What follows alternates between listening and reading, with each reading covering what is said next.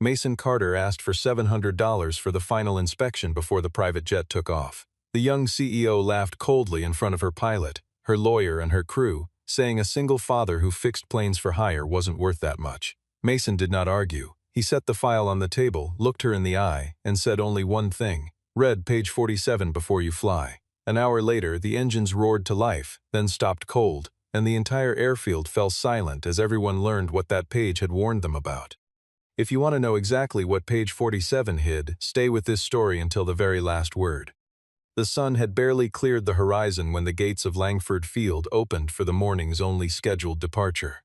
The private airfield sat on the edge of the city like a monument to money that never had to ask permission, its glass hangars catching the early light, its black cars lined up with the discipline of soldiers. Inside, everything moved with the quiet urgency of people who were paid to make sure nothing ever went wrong, and who had built entire careers on pretending that nothing ever did.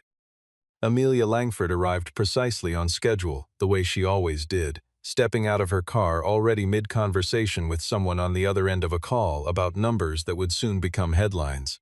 She was the kind of executive magazines liked to photograph in motion, never standing still, never caught without an answer. Her family's company, Langford Aerospace Holdings, had spent 3 generations building engines that other people trusted with their lives, and Amelia had spent her own life being told that trust was simply something you managed, like inventory or quarterly earnings. She was flying to Seattle that morning to close an acquisition worth more money than most people would see across several lifetimes, and in her mind, the only thing standing between her and that signature was time. Time and the slow, irritating machinery of people who insisted on checking things twice. Mason Carter arrived without an entourage. He drove an old pickup truck that had seen more winters than most of the jets parked in that hangar, and he carried his own tools in a scratched metal box that had traveled with him from one airfield to another for the better part of 2 decades. His jacket was worn at the elbows, his boots carried the permanent stain of engine oil, and he moved through the gleaming hangar without trying to impress anyone, because impressing people had never been the part of the job that mattered to him. He looked at aircraft the way some men looked at old friends, searching for the small signs of trouble that nobody else thought to notice. Grace Miller, Amelia's assistant, met him near the tail of the aircraft and explained, in the brisk shorthand of someone used to managing chaos, that the internal maintenance team had flagged an unusual pressure reading the night before and wanted a second set of eyes before departure. Logan Pierce, the director of flight operations, stood a few feet away with his arms crossed, clearly unhappy that an outside contractor had been summoned into what he considered his territory. He introduced Mason to the small assembled group as the independent inspector brought in for a final check, mentioning, almost as an afterthought, that the fee was $700, payable once the report was filed. Amelia barely looked at Mason as he was introduced. She had built her entire adult life around trusting credentials, polish, and pedigree, and the man in front of her carried none of those signals. It did not occur to her that someone dressed like a mechanic might understand her aircraft more intimately than the engineers on her own payroll. Mason did not react to the dismissal in her eyes. He simply asked for the maintenance log from the last 72 hours, the record of any valve replacements, the name of whoever had signed off on the last inspection, and the data from the most recent test flight. The precision of the questions caught the attention of Joseph Reed, the lead pilot, who had flown long enough to recognize a man who knew exactly what he was looking for. Logan moved quickly to smooth things over, insisting that everything was already in order and that Mason only needed to sign a quick confirmation to keep the schedule moving. Mason's answer was short and even. He told them he did not sign anything he had not verified with his own hands, and then he turned, picked up his tools, and walked toward the underside of the aircraft while Amelia checked her watch, irritated by the simple fact that every passing minute now felt like it carried a price tag in the millions. Mason began his inspection with a method that had nothing to do with the glowing diagnostic screens mounted along the cabin wall. He listened to the hum of the hydraulic pump with the patience of a man who had learned to hear trouble before it ever showed up on a readout, pressing his palm against housings to feel for vibration that didn't belong, and noting the faint smell of overheated fluid lingering in a corner that had clearly been wiped down too well and too recently. Carter Owen, the young in-house engineer assigned to shadow him, watched with open skepticism, the posture of someone who had been told that outside contractors usually showed up looking for problems that didn't exist so they could pad their invoice. It didn't take long for Mason to find what he was looking for. The technical bay surrounding the secondary pressure valve was unnervingly clean, far cleaner than the rest of the compartment, the kind of cleanliness that suggested someone had recently scrubbed away a trace of leaking fluid rather than simply tidied up after routine maintenance. Carter shifted uncomfortably, because nothing in the official report mentioned any leak at all. Mason asked to see the original maintenance log, not the condensed summary that had been forwarded up to the executive office, and that single request was enough to make Logan appear almost instantly, as though he had been listening from just out of sight. Logan stepped between them, explaining that internal maintenance records were not meant to be shared with outside contractors, no matter how thorough they liked to be. Mason did not raise his voice. He told Logan plainly that without the original log, he would have no choice but to write that there was insufficient data to confirm the aircraft was safe to fly. The sentence landed like a small detonation, because everyone in the hangar understood that a single line like that gave the lead pilot the authority to refuse departure outright. Amelia was summoned moments later, already impatient, asking why a routine inspection was eating into a schedule that had no room left to give. Logan tried to frame the delay as Mason manufacturing drama to justify a higher fee, a narrative that might have worked if Mason had responded with anything resembling outrage. Instead, he simply laid out the numbers, the deviation in pressure response time, the unusually slow reaction of the secondary valve, and a fresh tightening mark on a fastener that should not have needed retightening at all. Amelia listened, but the technical language slid past her like water over stone, and her frustration only deepened, because every sentence she didn't fully understand felt like another minute stolen from her morning. Joseph, however, leaned in closer, recognizing immediately that small failures buried in secondary systems were exactly the kind of thing that turned catastrophic once an aircraft reached cruising altitude. Mason found a thin scratch along a line near the valve cluster, not large enough to be leaking on its own, but exactly the kind of mark left behind when someone had handled a part carelessly or in a hurry. He asked for 20 more minutes to finish documenting what he'd found, and Amelia agreed only reluctantly, warning him that the flight could not be delayed much longer no matter what he discovered. Logan's expression had shifted from irritation to something colder, the look of a man watching someone walk steadily toward a secret he had hoped would stay buried. By the time Mason returned to the missing confirmation page in the file, he understood that whoever had assembled that report had worked very hard to make a damaged aircraft look perfectly fine, and he said as much quietly to Carter, who no longer looked skeptical at all.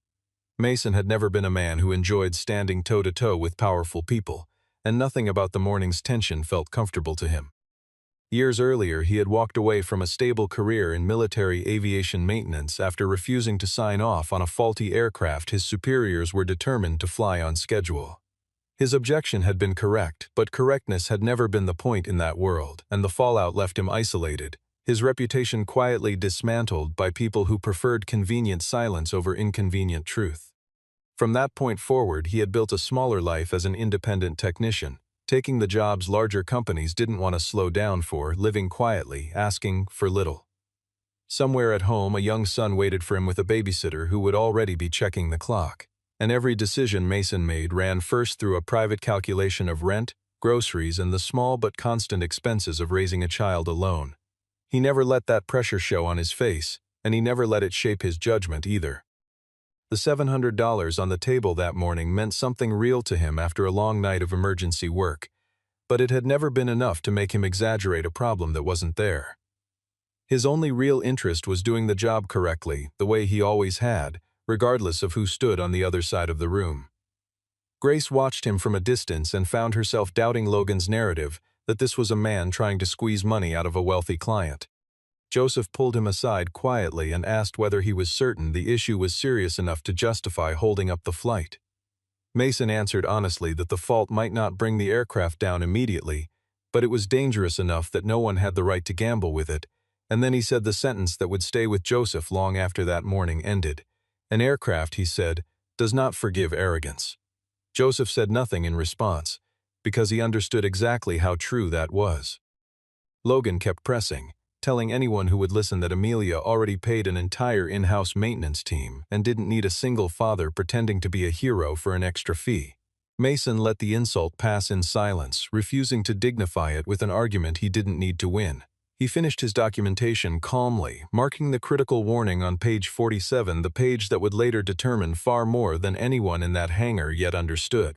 When he signed his name to the final line of the report, he knew the signature might cost him the client standing in front of him, but he also knew it might be the only thing standing between that aircraft and a disaster no one would see coming until it was far too late to stop.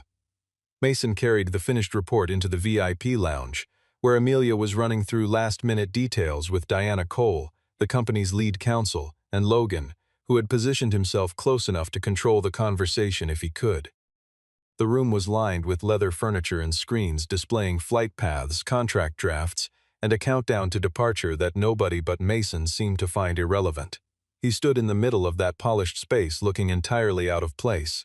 A man who clearly did not belong to the world being negotiated around him, and he did not try to soften that fact. He told them plainly that he had completed his inspection and that his recommendation was to ground the aircraft until the secondary pressure valve assembly could be properly tested with specialized equipment.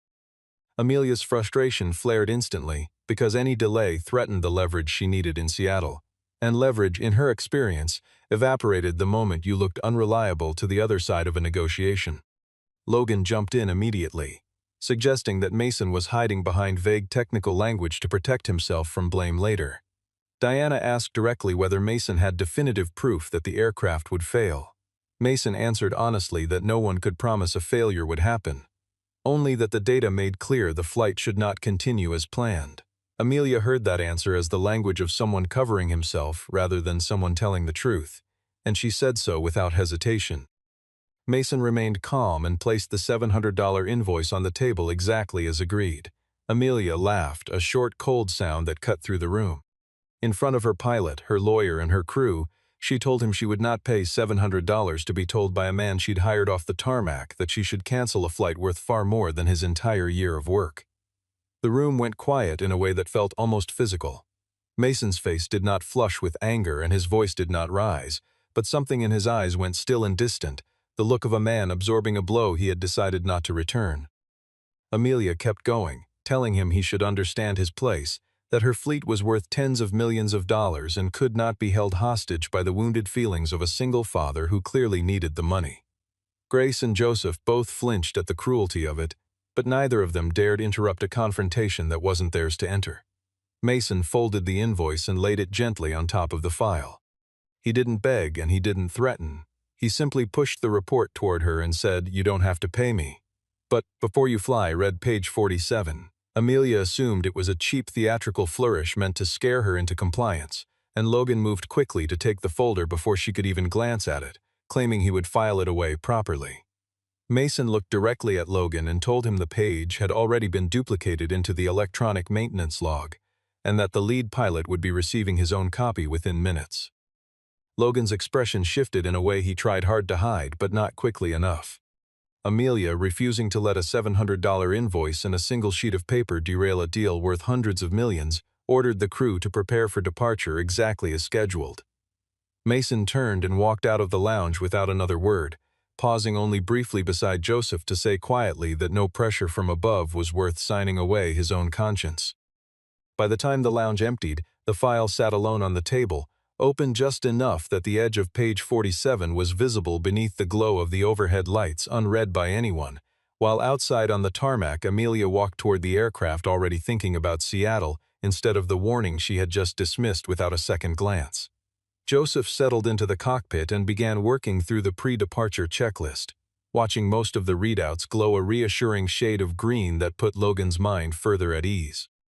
Amelia took her seat in the cabin and immediately resumed her call with the partners waiting in Seattle, determined to prove that nothing about the morning's delay would touch the timeline of the deal. Grace sat behind her, glancing at the secondary file tucked into the seat pocket, unable to stop thinking about the page Mason had mentioned. She leaned forward and reminded Amelia gently that she still hadn't read it, only to be waved off without a second thought. Outside on the tarmac, Mason was loading his tools back into his old truck when Carter jogged over, unable to let the question go any longer, and finally asked what exactly page 47 said. Mason explained it without drama. The page documented a discrepancy between the official maintenance report and what the equipment actually showed, specifically that the secondary pressure valve had been removed and reinstalled with the wrong torque, then logged afterward as nothing more than a routine visual check rather than a full replacement with load testing. Carter asked why none of the cockpit displays had flagged the problem in red, and Mason told him that this kind of fault lived in the most dangerous space of all, the gap between not yet broken and no longer trustworthy. If the aircraft reached a high enough altitude and the primary hydraulic system shifted load onto the secondary system under the wrong conditions, the valve could respond too slowly, and that delay, even if it lasted only a few seconds, could destabilize hydraulic pressure at the exact moment stability mattered most. A few seconds meant very little in most situations, but in a private jet at altitude, under the wrong combination of stress, it could be the difference between a routine flight and a loss of control no pilot could fully recover from in time. Back in the cockpit, Joseph was reviewing the electronic version of the report that had automatically synced to his console, and his eyes settled on a single flagged line written in Mason's careful, deliberate hand. The note read simply that there remained an unresolved maintenance discrepancy involving the secondary pressure bypass valve, and that the issue required grounded verification before any flight could proceed. Joseph's hands stilled on the controls. His co-pilot asked if something was wrong, and Joseph read the description a second time, fully aware that if he chose to take off anyway, the final responsibility for whatever happened next would belong to him and no one else. Logan's voice crackled through on the radio, urging him to begin engine start without further delay. Joseph asked for more time. Logan's tone sharpened immediately, reminding him that the order had come directly from the CEO herself. Joseph's answer was simple and unshaken. The CEO, he said, was not the one who would be sitting at the controls if something went wrong at 30,000 feet. The tension over the radio thickened, Logan pushing harder, Joseph refusing to be rushed past a warning he now fully understood. Inside the cabin, Amelia noticed the unusual pause in the engine startup sequence and felt the first flicker of impatience curdle into something closer to unease. Joseph finally lifted the cabin intercom and made the announcement no one expected that morning, telling the small group on board that departure would be temporarily delayed while the crew verified a single outstanding technical detail flagged in the maintenance file. The words sounded routine to anyone listening casually, but to Joseph, Carter, and Mason, standing far apart from one another, they all understood exactly how close that single page had just come to being ignored entirely.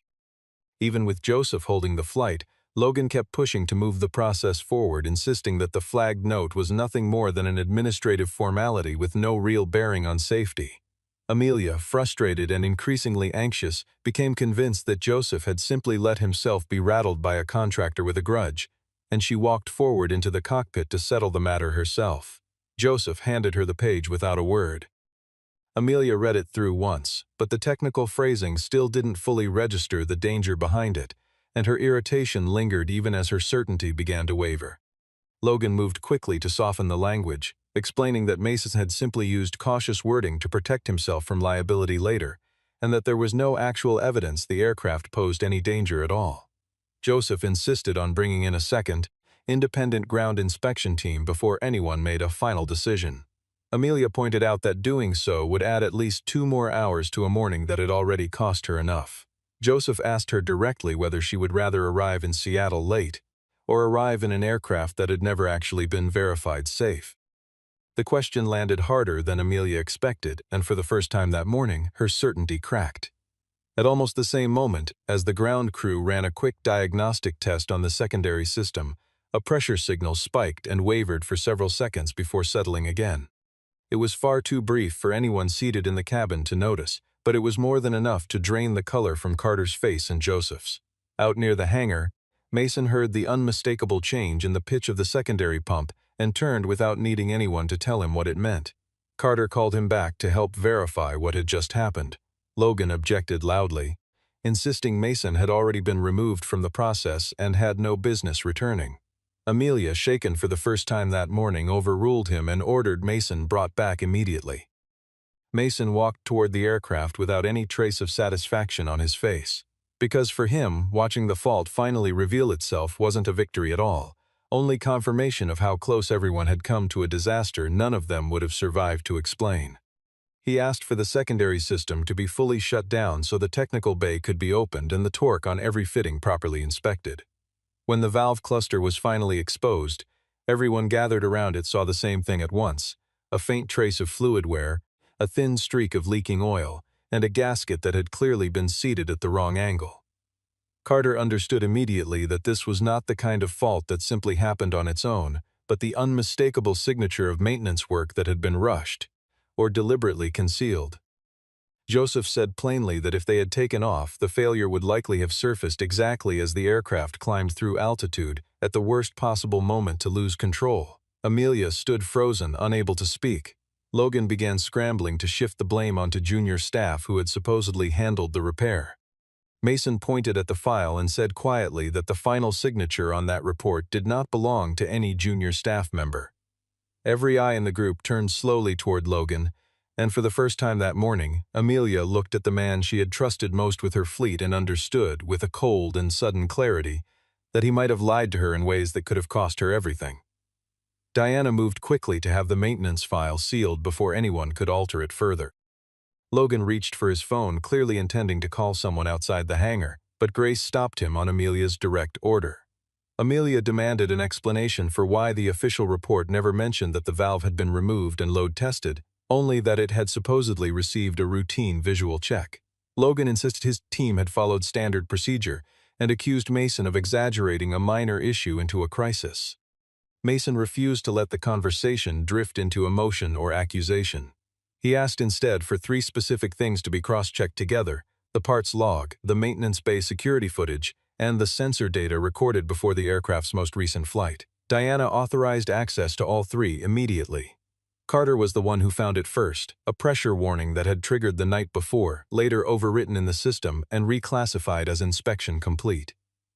The name attached to that approval belonged to Logan. Logan's composure finally broke, and he admitted, almost defensively, that he had done it to protect the deal, insisting that grounding the aircraft could have cost Amelia the entire acquisition and put hundreds of jobs at risk.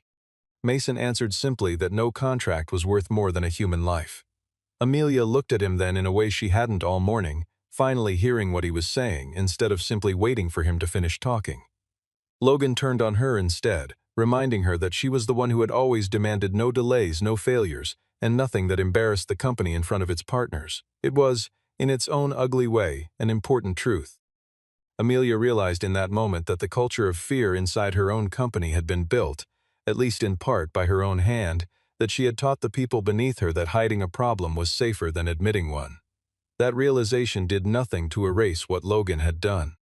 Diana confirmed that Logan could now face a formal investigation for falsifying safety documentation. Joseph stated plainly that he intended to report the incident exactly as it happened, with no omissions. Logan, furious, turned his anger toward Mason, insisting that a man who had been pushed out of the larger industry had no right to destroy what remained of his career. Mason's response was calm and unshaken. He told Logan that his career hadn't been destroyed by page 47, but by everything he had done to bury the truth long before that page ever existed. Security escorted Logan out of the operations area while the rest of the group stood in silence, watching the aircraft sit motionless on the tarmac, the Seattle deal now hanging by a thread no one was certain could hold. For the first time that morning, Amelia's thoughts weren't on the money at all.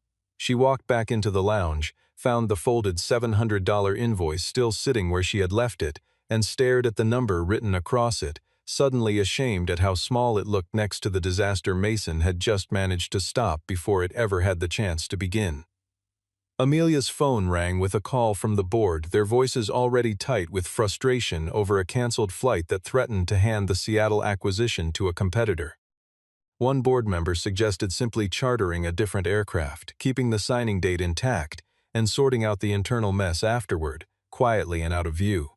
But something in Amelia had shifted since she'd stood beside that opened valve cluster and seen the damage for herself.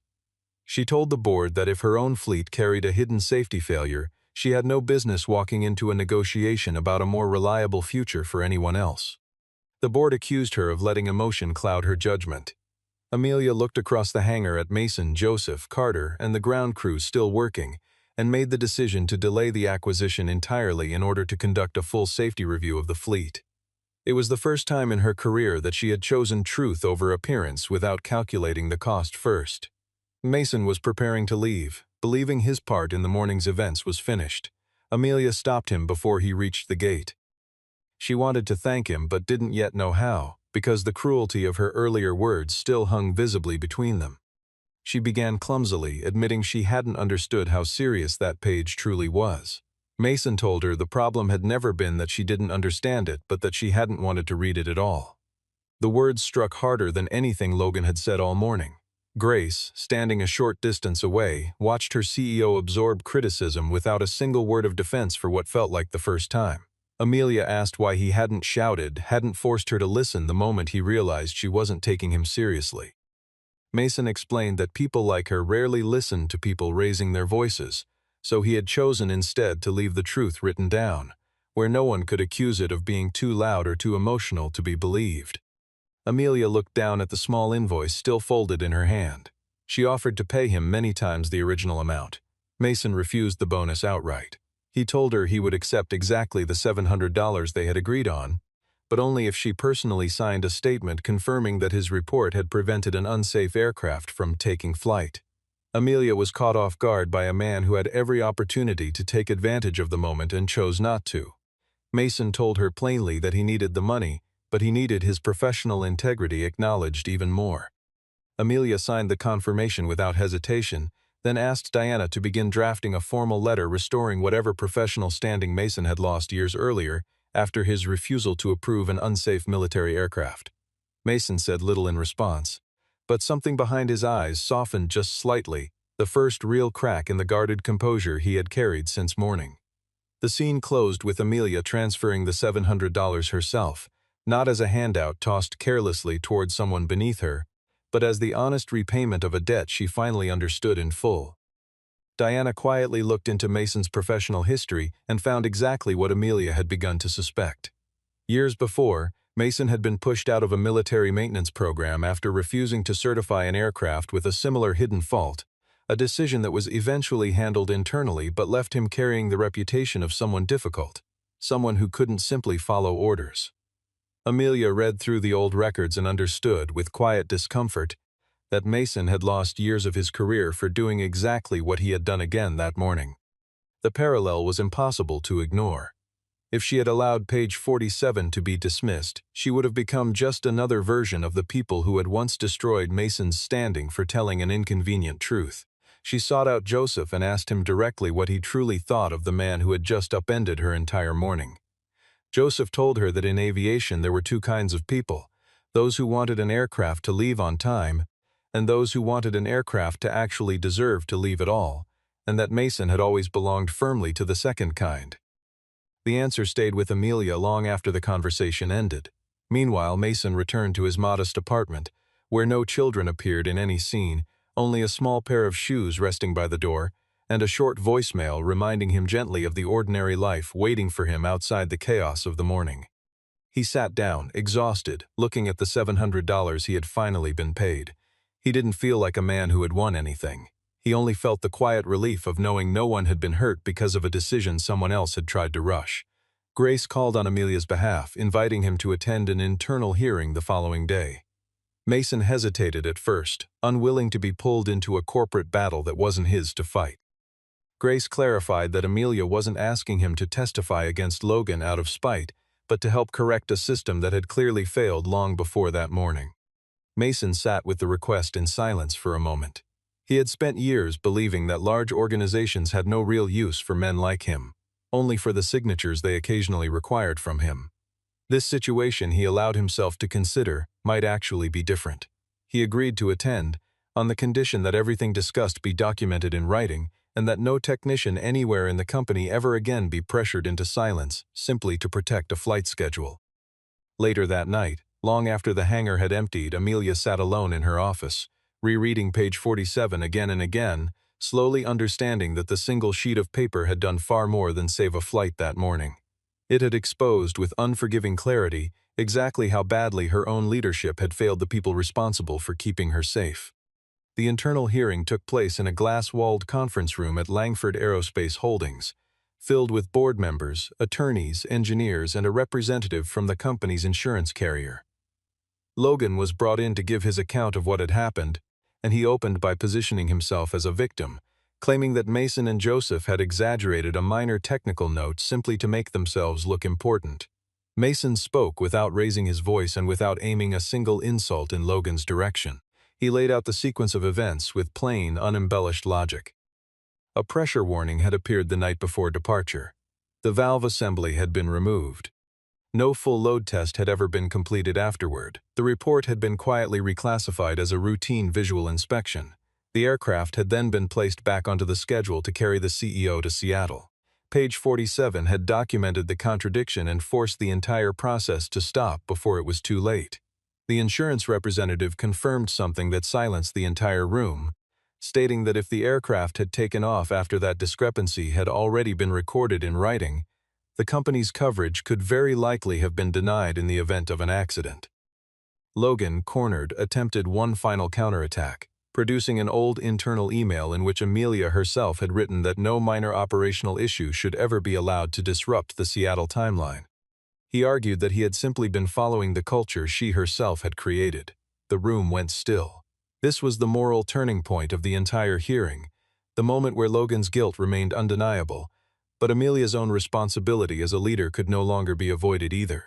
She could have used the moment to shift every ounce of blame onto Logan and protect her own image completely. Instead, she chose to acknowledge the truth in front of everyone present. She confirmed that the email was real, and admitted that it reflected a pattern of leadership built on pressure rather than accountability. At the same time, she made clear that no amount of pressure she had ever applied excused anyone from falsifying a safety record. Logan was suspended immediately, and his file was forwarded to the appropriate regulatory authority for further investigation. Amelia then announced a set of sweeping changes to company policy. Any technician, regardless of title, would now have the authority to ground a flight if they identified a credible safety risk. No manager would be permitted to alter a technical report without a clear, traceable record of the change. Every flight carrying a company executive would require an additional independent inspection on a regular basis. Anyone who reported a safety concern would be formally protected from retaliation of any kind. The board grumbled about the added cost of these new requirements, but after everything page 47 had nearly prevented, none of them found the courage to argue against it openly. Amelia turned to Mason and offered him a formal position as an independent safety advisor for the company. Mason didn't accept right away. He told her that a title meant very little if the person at the top still only read warnings after being forced to. Amelia understood immediately that this wasn't an insult but a final test she still needed to pass. She closed the meeting by telling the entire room that from that day forward, she intended to personally read every page that anyone else had hoped she would simply overlook. A few days later, Amelia drove alone to the small workshop where Mason spent most of his time, with no entourage trailing behind her, no cameras, no attorneys standing nearby for support. She arrived carrying a folder and found him exactly where she expected, working calmly on a piece of mechanical equipment as though the events of that chaotic morning had never happened at all. She handed him 3 things, one at a time. The first was a formal letter apologizing for the way she had spoken to him in front of his crew. The second was an official document acknowledging his role in preventing an unsafe flight from ever leaving the ground. The third was a new proposal allowing him to report directly to the company's safety board, bypassing both the CEO's office and flight operations entirely. Mason read through each page carefully, refusing to let himself feel anything before he understood exactly what was being offered. Amelia told him that she used to believe power simply meant making sure everyone followed her schedule without complaint. After page 47, she said, she finally understood that real power meant building a place where the lowest paid person in the room could still speak the truth without fear. Mason asked her plainly whether she was apologizing because she'd been caught, or because she genuinely understood what she had done wrong.